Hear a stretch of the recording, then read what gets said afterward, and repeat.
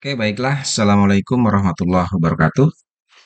Ya, kembali kita akan coba lanjutkan untuk proses pembuatan laporan keuangan dari UD Sejuk Indonesia, di mana pada pertemuan sebelumnya kita sudah sampai pada pembahasan bagaimana cara menyusun laporan rugi laba, kemudian dilanjutkan dengan laporan perubahan modal atau laporan ekuitas ya, atau perubahan ekuitas.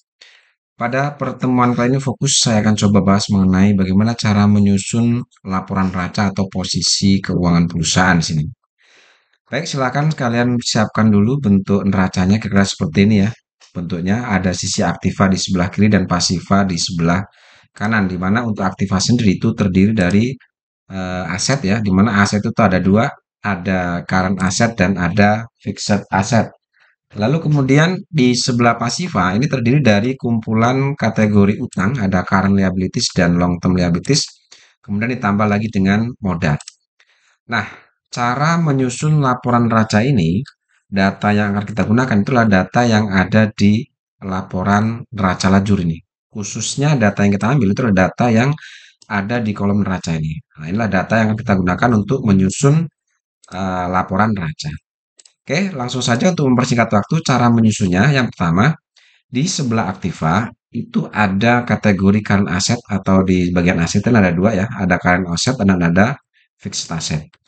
Nah, yang masuk dalam kategori akun current asset di sini adalah kita lihat di neraca lajur.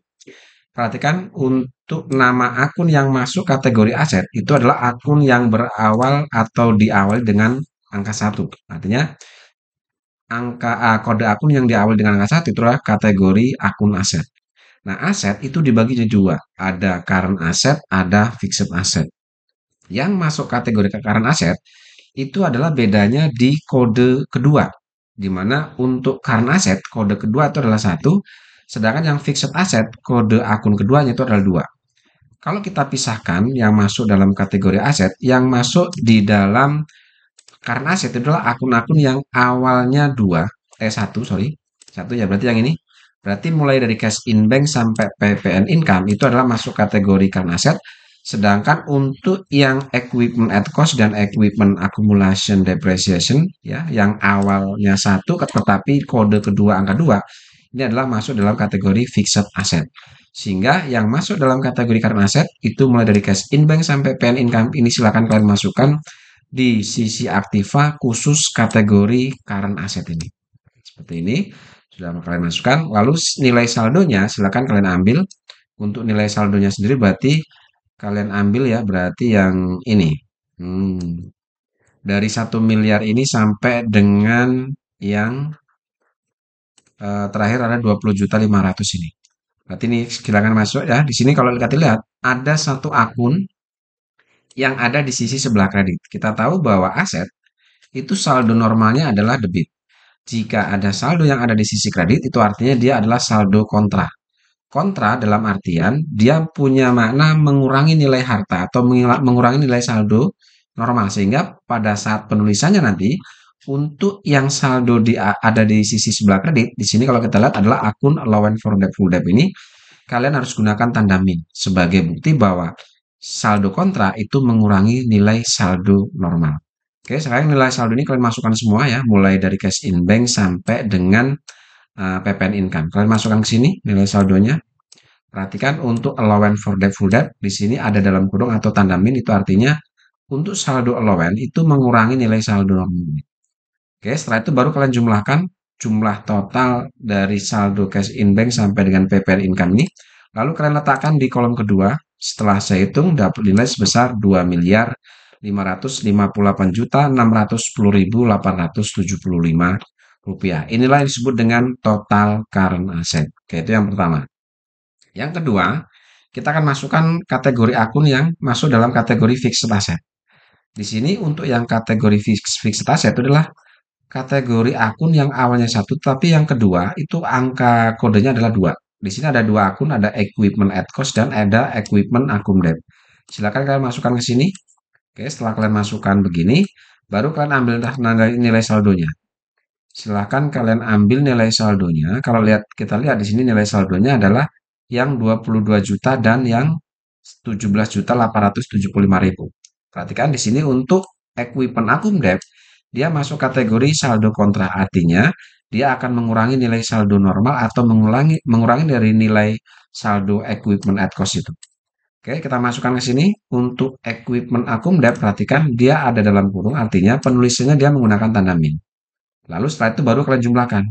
Setelah dijumlahkan, maka didapat total fixed asset itu adalah 4.125.000. Lalu setelah kalian dapatkan total current asset dan total fixed asset, silakan kalian jumlahkan ini, maka didapatlah total aktiva sebesar 2.562.735.875 rupiah. Inilah untuk sisi aktiva, cara pengisiannya seperti itu. Oke, sekarang kita lanjut ke sisi pasiva. Di sini kita lihat bahwa untuk pasiva, yang pertama kita masukkan dulu kategori utang atau liabilities, di mana utang sendiri atau liabilities itu dibagi menjadi dua. Ada current liabilities dan ada long term liabilities atau hutang lancar dan hutang jangka panjang atau hutang jangka pendek dan hutang jangka panjang. Oke, sekarang kita masukkan dulu untuk kategori current liabilities atau hutang jangka pendek ini. Kembali kita masuk ke neraca lajur. Untuk kategori utang di sini adalah akun-akun yang masuk kategori kode akunnya di awal angka 2. Kalau kita lihat berarti akun-akun yang angka awalnya 2 berarti ini, yaitu mulai dari akun payable sampai dengan Bank Mandiri Loan. Nah, di sini kita lihat bahwa untuk liabilities itu ada dua, dikategorikan menjadi dua, ada current liabilities, ada long term liabilities. Nah, yang membedakan dari akun-akun yang ada, yang kode 2 ini, antara current liabilities dan long term liabilities itu adalah terletak di kode akun yang kedua. Perhatikan di kode akun kedua, jika angkanya 1, maka dia masuk dalam kategori current liabilities. Tetapi jika angka keduanya, dia kodenya adalah angka 2, maka dia masuk kategori long term liabilities. Sehingga bisa kita simpulkan di sini bahwa mulai dari akun payable sampai dengan PPN outcome, itu masuk dalam kategori current liabilities. Silahkan kalian masukkan ke sini. Ya. Setelah kalian masukkan, baru silakan ambil nilai saldonya. Di sini saldo dari akun payable sampai dengan PPN income. Kita lihat di sini itu adalah mulai dari saldo, berarti yang ini. Kita lihat dulu. Yaitu mulai dari saldo yang 763 juta ini, 760.000. Berarti yang kita ambil ya. Oke, kita ambil sampai 140, berarti yang ini. Nah, ini kita ambil sampai sini.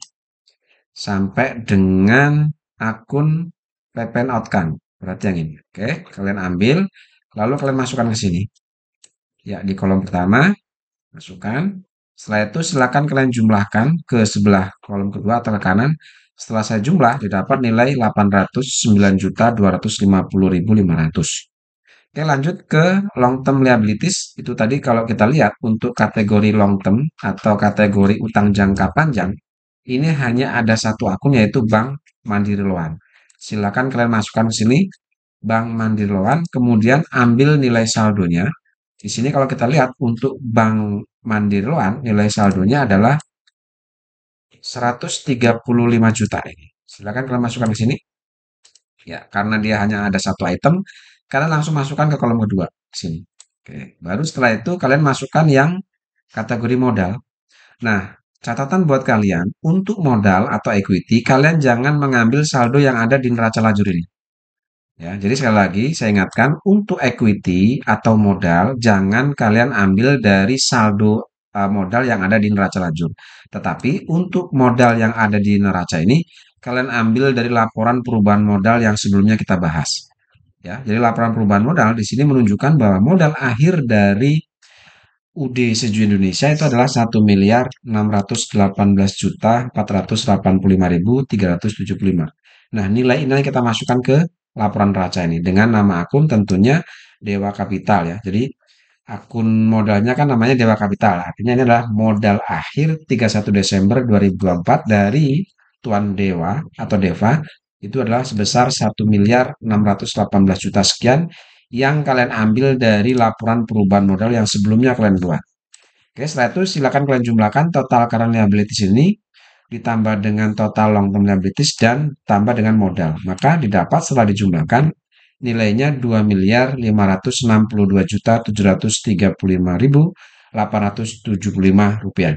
nilai ini terkonfirmasi sama dengan nilai total aktiva. Sehingga jika dalam proses penyusunan laporan raca sisi aktiva dan pasifa itu sudah seimbang, maka bisa disimpulkan laporan yang kalian buat itu sudah. Baik, saya rasa ini yang bisa saya sampaikan untuk pertemuan kali ini. Untuk selanjutnya kita akan bahas mengenai bagaimana cara menyusun laporan arus kas. Semoga ini bisa membantu. Terima kasih. Assalamualaikum warahmatullahi wabarakatuh.